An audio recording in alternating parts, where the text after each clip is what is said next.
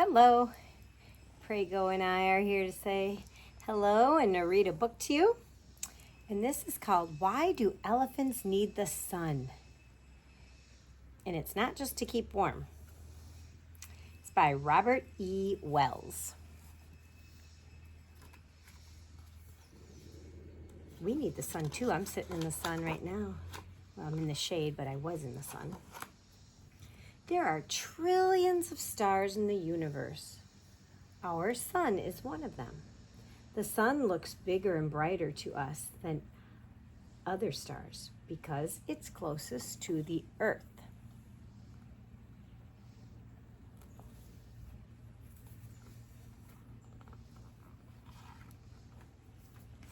The sun is a huge fiery gas ball.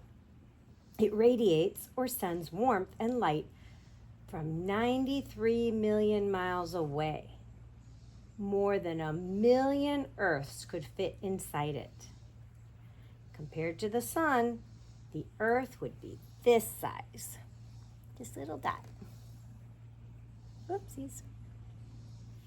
Plants and animals all over the world depend on the sun's energy to live. And that's you and me too. Elephants certainly do. They need the sun to keep warm and to help grow the food they eat. So do we. Elephants eat plants, and without the sun, plants can't live. A male African elephant is Earth's biggest land animal. It can weigh as much as a truck. Trucks need lots of fuel. So do elephants. Some elephants eat 400 pounds of plants every day. That's a lot.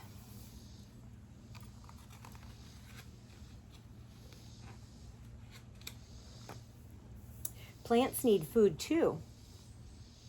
But with the help of the sun, plants can make their own food. They do this by photosynthesis. Can you say that? It's a funny word. Photosynthesis. It works like this. Inside leaves is a green pigment called chlorophyll. Chlorophyll absorbs or takes in sunlight. So here's the sun. It's getting the chlorophyll from the sorry, I got distracted by this cute little monkey. So the chlorophyll takes the sunlight in. Carbon dioxide, a gas in the air, enters through the leaves, and water is drawn from the ground by the plant's roots. Here's another monkey and another one. Chlorophyll, using the sun's energy, helps transform the water and carbon dioxide into a sugar called glucose. That is the food the plants need to live and grow. In photosynthesis, the water inside plants splits into two parts, oxygen and hydrogen. The oxygen part is not needed, so it's released into the air. And animals and people breathe it. So Prego's breathing it right now, and so am I. So are you. That's right. Then they breathe out carbon dioxide, and plants use it to make more glucose. And glucose was the sugar, remember? When people and animals eat plants, they use the glucose for their own energy. Plants and animals are truly life partners, helped along by the sun. There's our three little monkeys again.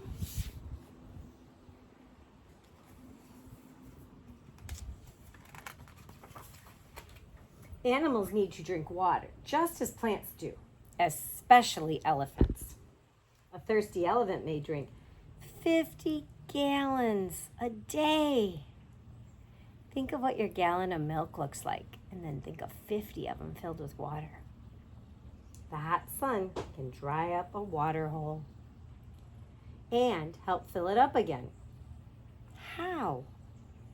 The sun's heat evaporates ocean water turning it into water vapor. The water vapor rises and forms clouds, leaving the salt behind. The sun warms the air more in some places than others. The warmer air rises, and the cooler air rushes in to take its place, causing wind. Wind blows clouds over land, and water falls as rain or snow.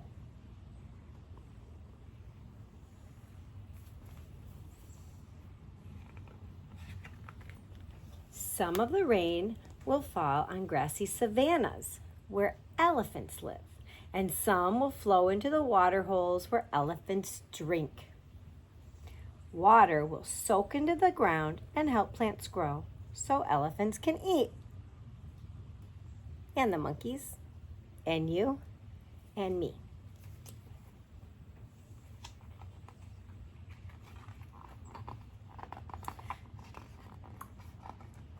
Gravity helps the sun create its amazing energy.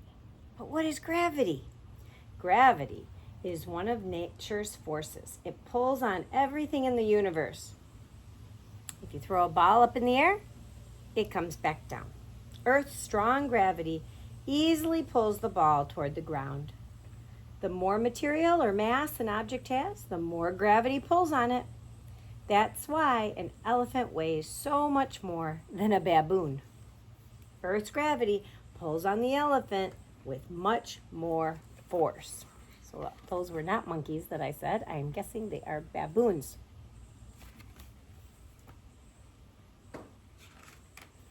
The sun's gravity is much, much stronger than Earth's because the sun has much greater mass.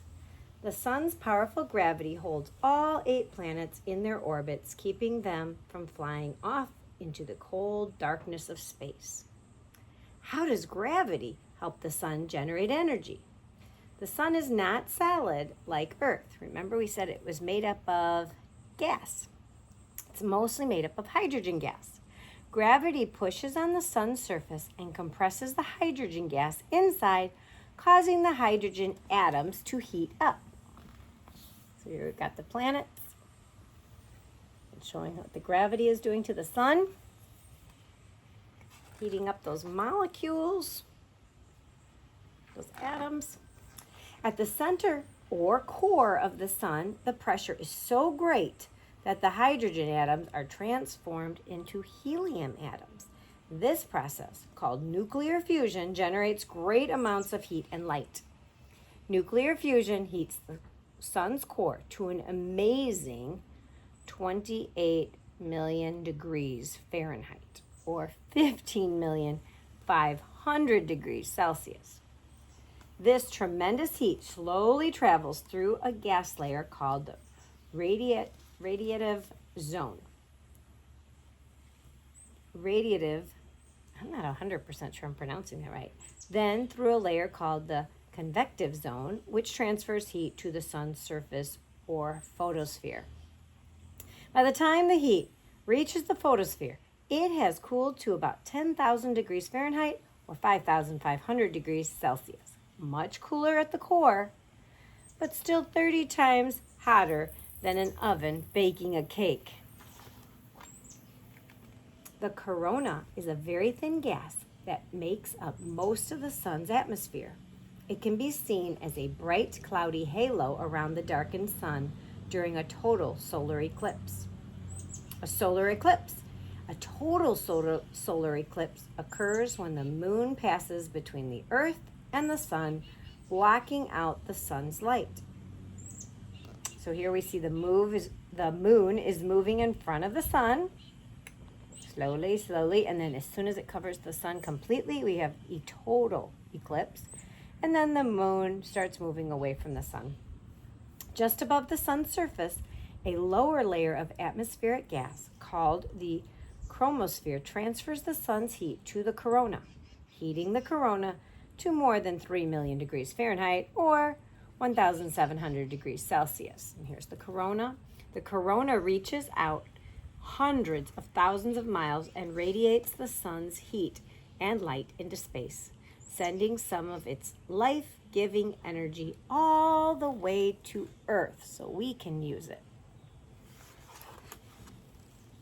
Over the years, people have devised ways to use the sun for many purposes, like telling time, drying clothes, or heating water for household uses, like a nice warm bath. In recent years, people have discovered that sunlight can generate electricity with photovoltaic cellular cells, solar panels. Whoa. The sun's heat also creates the wind for wind turbines to generate electricity. So we got the generator. This is the blade. Have you ever seen these on the side of the road when you're driving? And sometimes you can see a truck carrying this, and the truck is huge, and these blades are ginormous. The wind turns the blades, which spin the generator. Wind turbines make a good partners for photovoltaic solar cells because wind still blows after the sun goes down. So they can generate electricity when solar cells can't. When we look up at the night sky, we can see some of the trillions of stars in the universe that God created. No one could ever count them all. But not one of them is as important to us as our very own star, the sun. Did you know the sun, they think came out from a giant cloud of dust? We do know that God created the sun. We're not exactly sure how, though. The energy created by nuclear fusion inside the sun is called electromagnetic energy. Sunspots are darker areas of the sun's surface that are a little cooler than the surface. And if you could drive from Earth to the sun traveling at 60 miles an hour, it would take 175 years to get to the sun. We can't do that anyway, can we? But it takes sunlight only 8.3 minutes to travel the same distance. The sun contains about 99% of the mass in the solar system. 5 million tons of the sun's mass is converted into energy every second.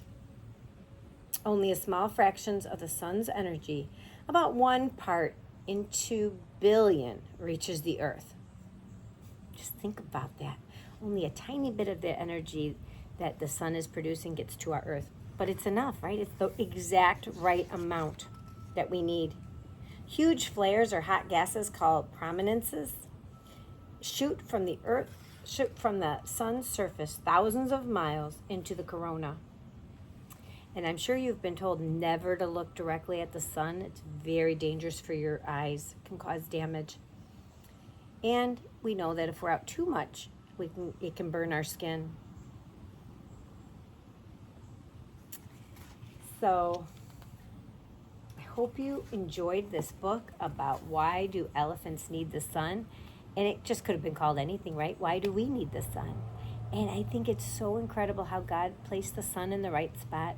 Do you know if it was a little bit closer to us that we would all burn up because of all that energy we were talking about? And if it was just a little bit further away, then we would all freeze to death. So we're so thankful for the sun. Aren't we, Prego? Aren't we, Prego? We're so thankful for the sun. Yes, we are. Hope you have a great day. Don't look at the sun, but appreciate it. Okay?